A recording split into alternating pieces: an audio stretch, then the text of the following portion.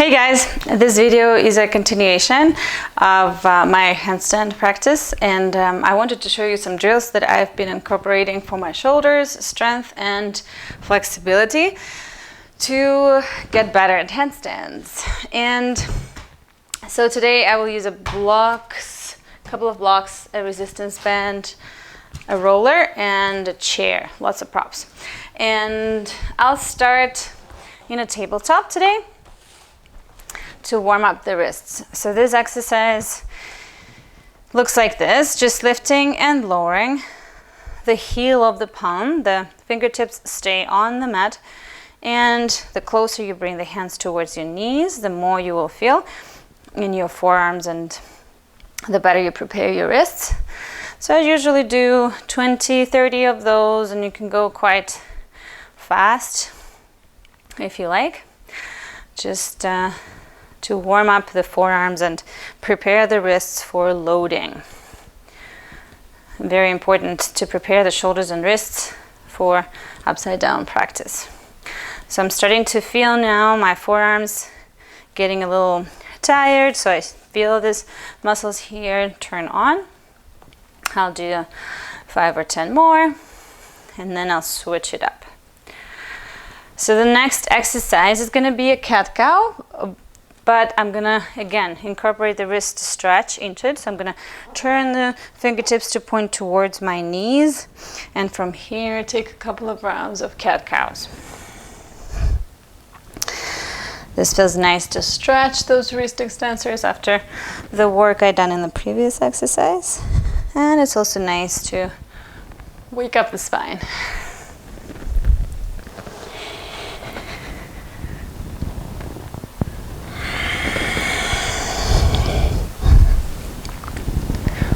Good. And now I'm going to turn one hand out and one hand in towards the knees and extend the right leg behind me. So the right fingertips are pointing towards the right knee and the right leg is extended. And here I'm going to just rock back and forth a couple of times. And then next time I rock forward, I'll do a little push-up, bending both elbows, lowering a little bit down, and repeating a few more times. Just 5 times on each side.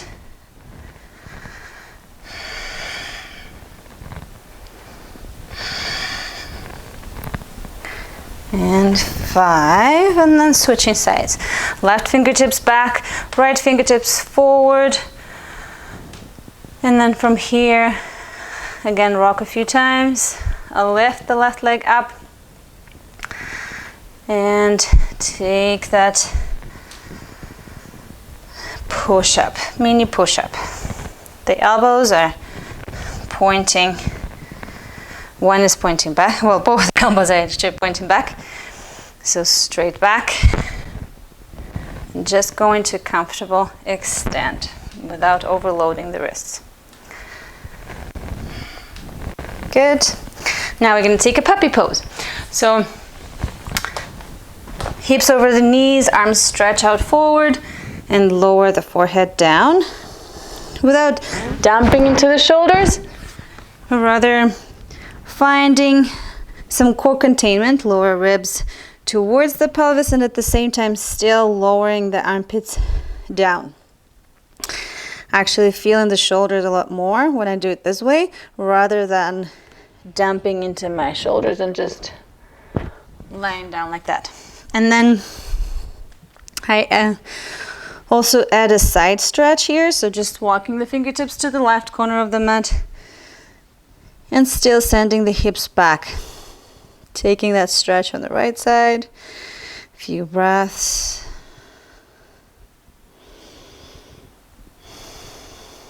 And then walking them to the right corner of the mat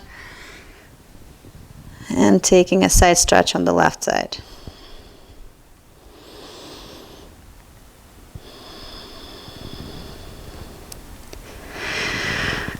And then come back to center, and let's take a down dog. Curl the toes back and shift the hips back, lift them up.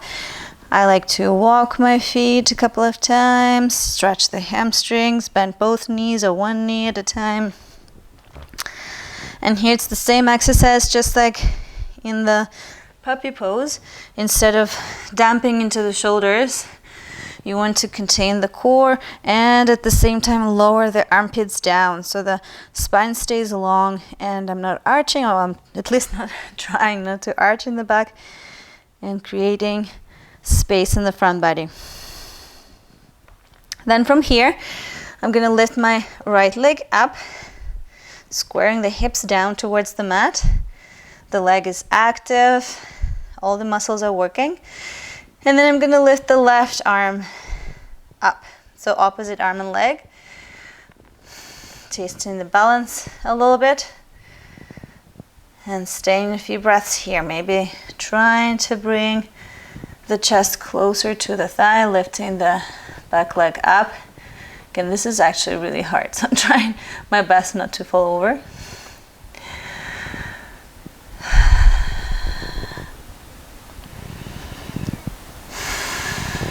And then switching legs. Left arm down, left leg up. First squaring the hips, maybe walking the hands a little bit closer. Trying to find that long line of energy from the hand all the way into the leg that's in the air. Then testing the balance again, lifting the right arm up, maybe bringing it towards the lower back, towards the sacrum, pressing the chest towards the thigh any amount, and staying a few breaths here. It's easy to forget about the back leg and it gets lazy, so try to remember to keep it active. And then exhale, lower it down, maybe take another puppy pose to rest. And then we're gonna work a little bit with the resistance band. This exercise can be done standing or seated. This one is a little bit too tight. If it's a little less tight, maybe it's better. So I bring it just above my wrists and keeping the elbows hugging towards the chest. I'm gonna open the hands out to side any amount. Like I said, this one is pretty strong resistance band, so it doesn't allow me to open the arms very wide. If you have a lighter one, then maybe it will be a little bit easier, but the exercise here is to keep the elbows hugging in and just open the forearms any amount out. Out, out, out. I aim usually for about 15 of this.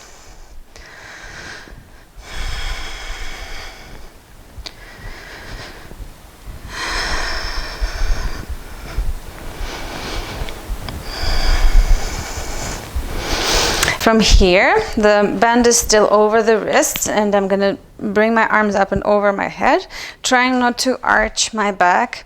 So instead of here, I'm trying to tuck the pelvis under, and lower ribs are drawn in, but at the same time I'm lifting the arms, straightening the elbows, so trying to find that neutral extension of the spine. And then from this position with the arms up, I'm just going to open and close again the arms 15 to 20 times. Gazes straight up ahead, not to strain the neck. And you can go faster if you want, or slower.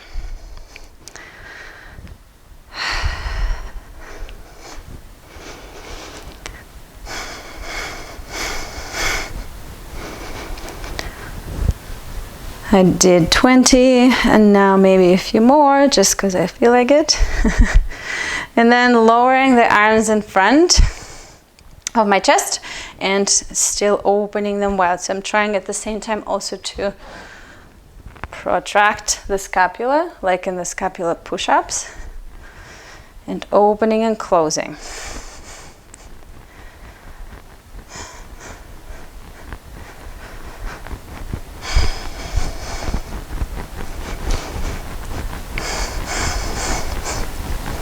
I actually did 30.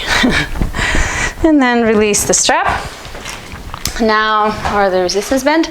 Now I'm going to use the roller for the next few exercises for the shoulders.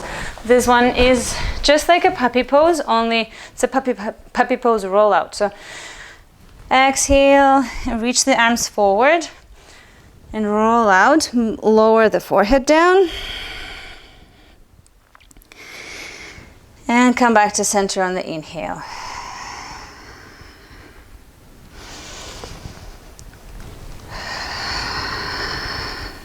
So the focus is here on keeping the spine long without arching in the lower back and pressing the armpits down, just like I was explaining before. So I'm trying to open the shoulders and the front body instead of arching the back. It should feel like a shoulder stretch.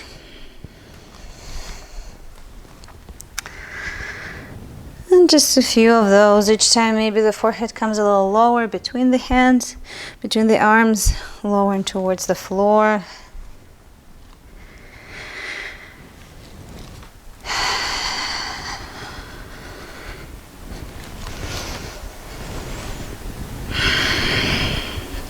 Good. Next exercise on the roller here is with the elbows down on the roller. And again, that puppy position, lowering the head between your shoulders, between your arms, and just staying a few breaths here. So notice how I adjusted my pelvis again. So instead of arching the lower back and sticking the butt out, I'm going to tuck the pelvis under and draw lower ribs towards the pelvis. But at the same time, you guessed it, pressing the armpits down. So this is always the same type of alignment we practice in, just like in a handstand, where we want to bring the lower back, keeping it flat instead of arching there, and opening the shoulders, pressing the chest forward. This is actually what I'm still learning and I'm struggling with when I'm upside down. So that's why these drills are meant to help me understand this alignment in my body and practice it before I load into my wrists and my shoulders. Now the next one is with a roller underneath the upper back, or I should say underneath the shoulders really. I need a wall for this drill too, so that's why I'm here at the wall. I'm going to find the position where my arms are extended and my hands are pressing into the wall, and the roller is at the very top of my back. So where my shoulders are, I want to make sure that my lower back, my sacrum, is on the mat, is not lifting. And I'm opening again my shoulders, my upper body. I'm not arching my back, or at least I'm trying not to. And then knees stay bent, and I bend one knee at a time and bring the knee towards lower ribs. It's that thigh to rib connection that I need to practice to be able to do a tuck position in a handstand.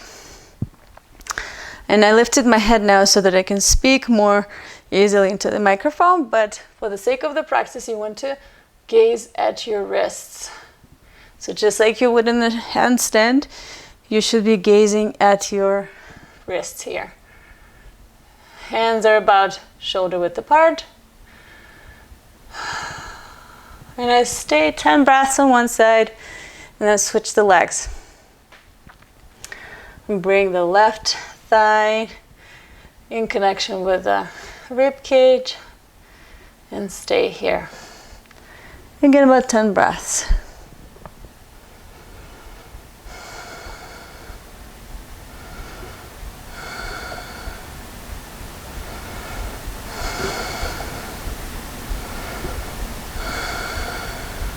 And the arms are extended, elbows are extended, hands are pressing in.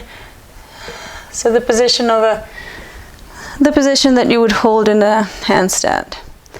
The back is straight, the chest is opening, and the lower back is flat. This is, again, that position I struggle with when I'm upside down. So I need more practice. And then from here, this is just for fun. I like to roll out my back. And then one more drill to practice the alignment is a hollow hold on the belly, and I'm going to use blocks and that roller again. So I'm going to bring the roller underneath the thighs, and the blocks are going to be for my hands. So this time I'm going to be on my belly. The arms are still extended, palms are on those blocks, and I want to practice here again that position where I draw the lower ribs in towards my pelvis, so the core is engaged, the legs are extended, the arms are extended, and I'm trying to press the armpits down simultaneously, and the gaze is towards the hands, just like it would be in a handstand again. So all of these are different ways to practice the alignment of a handstand before you go upside down. And I'm trying to flatten my lower back and at the same time press the chest down, which is hard. And I'm still learning how to do it in my body.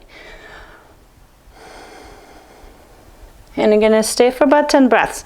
This is a core exercise, so if you start shaking and sweating, I'm doing that too.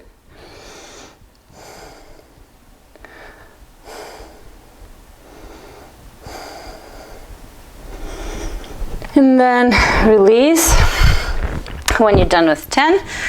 This is all for the roller. One more drill that I also practice is a shoulder opening with a chair. I'm going to keep the blocks here just so that the chair is the right distance away from the wall for me. And it's similar to the exercise that I just did, with the roller, but a bit more intense. So the chair goes towards the wall, and you want again that same distance between the same distance for your arms to be able to extend towards the wall. So it's going to take a bit of time getting into it. The arms are extending towards the wall, the palms are pressing down, the tops of the shoulders are sliding off the chair, as you can see, and I'm pressing my hips down. So this one is same principle. I'm trying to open the front body, but then also scooping the pelvis under and flattening the lower back, which is harder in this position than when you're on the floor. And I'm still struggling to bring that thigh to rib. And again, you would do a few breaths on one side, a few breaths on the other side. For the sake of keeping this video shorter, I'm not going to hold 10 breaths, but this is where I would usually stay, about 10 breaths on each side.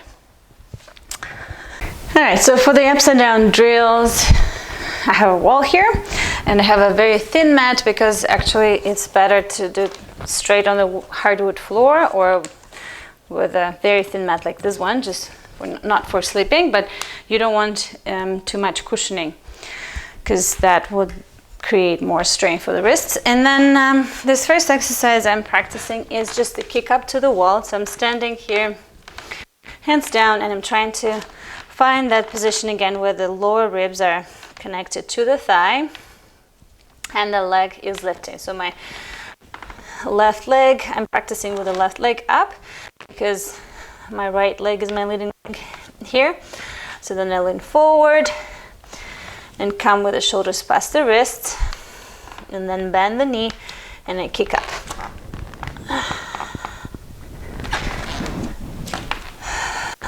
The reason I'm practicing it this way is to try to maintain the alignment of straight back.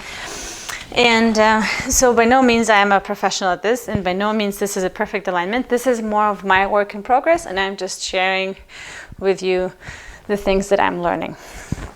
All right, so I'm going to do it a few times, trying to keep that rib to thigh connection.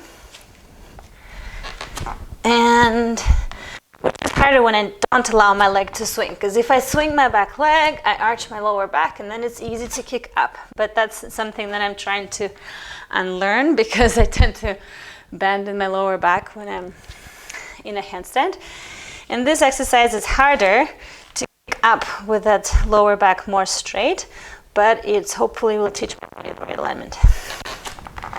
So then I kick up, and once I'm up, I press through my hands, try to shrug those shoulders out, find that straight back position, maybe lower the thigh towards the ribs, try to find that connection rib to thigh again, hands, gaze at the hands, at the wrists, which I also often forget.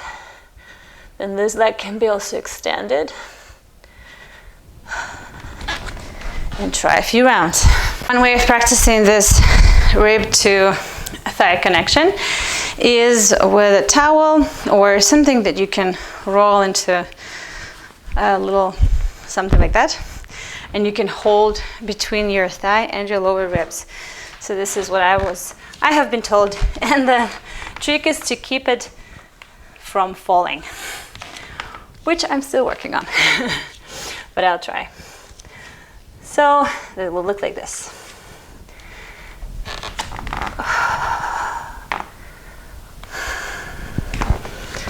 Maybe shift away from the wall if you need more space. So I usually have about 50 centimeters for this drill between my hands and the wall. And again, see how it fell out? Because I disconnect the ribs from the thighs, and trying not to swing that back leg to come up. Keeping it lifted and trying to make the momentum happen without swinging the leg, and opening, pivoting on the shoulders rather than lower back. So pivoting on the lower back would look like this, and pivoting on the shoulders is what I'm learning. And then one exercise here again to lower the thigh towards the chest, but at the same time trying to press the chest forward. So that's what I'm also struggling with. Because the moment I lower see what happens, and my shoulders come forward, I want to maintain that position of the shoulders, shrugging them out, and at the same time bringing the thigh towards the ribs, and balancing just for a split second. Okay, next drill is also at the wall with the back to the wall, but this time I'm going to be much closer to the wall, and I will work the shoulder opening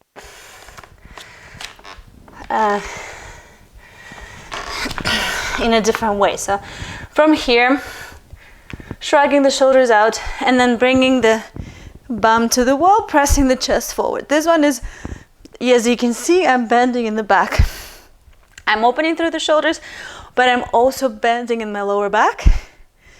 So then from here, I try to tuck the pelvis slightly and lower the thighs towards the ribs. And still keeping the press of the chest forward, but tucking the pelvis. And this is really hard. So again, this is not something that I've mastered. This is something that I'm learning. And this is what it looks like right now. So I'm going to try that again. I'll bring the feet down to the wall, press the chest forward, and then try to find that tuck of the pelvis to bring the lower back closer to wall. And why not practicing the proper kick up again without swinging the back leg. Bringing the legs to the wall, shrugging the shoulders out, and then open the chest. Sometimes it's nice to just hang out here and practice also that shoulder openness. But now I'm going to bring the feet to wall, tuck the pelvis under, and then try to find the tuck. One more time. Hands closer to the wall. Kick up. Press the floor away. Press the chest forward. Feet to the wall.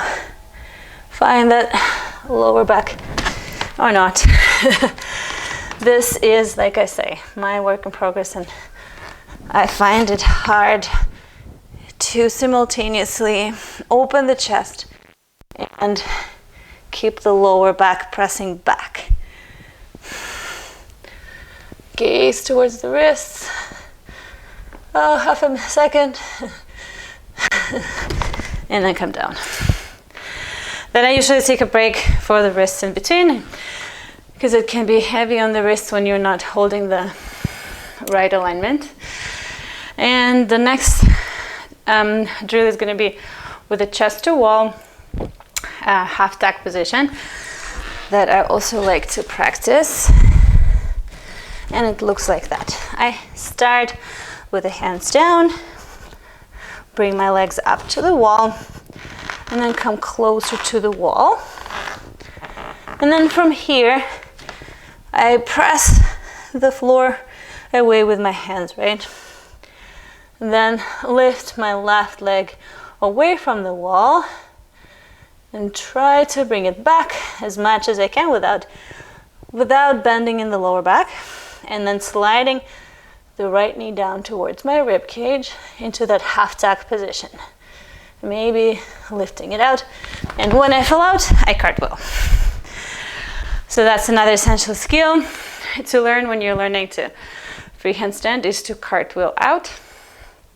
And it's a good practice to do before you learn with the strict chest to wall, which can feel intimidating because you don't want to fall back. At the moment when you feel like you are about to fall, you cartwheel out. So I'm going to try that again. Lift up, walk the hands closer, press out, left leg away from the wall, knee to chest any amount, and maybe balance for half a split second. I constantly have to correct my alignment and cartwheel out. So I'm gonna try this half tag position a couple more times, and then it's gonna be the end of my practice today.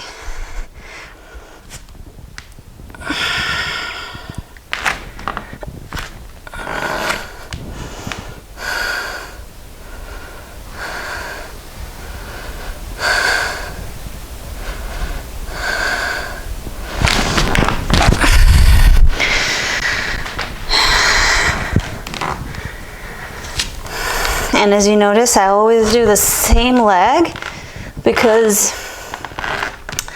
this is easier to learn it on one side, and then if you want, you can go to the other, but usually there's one leading leg.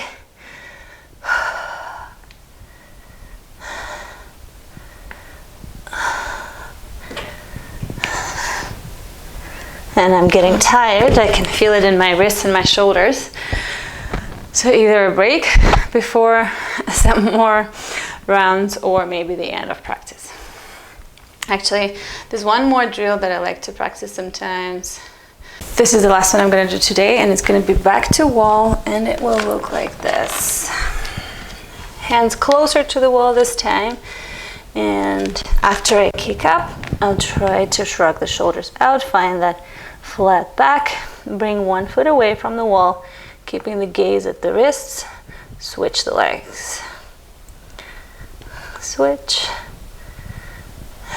And keep switching, trying to balance for half a second in between.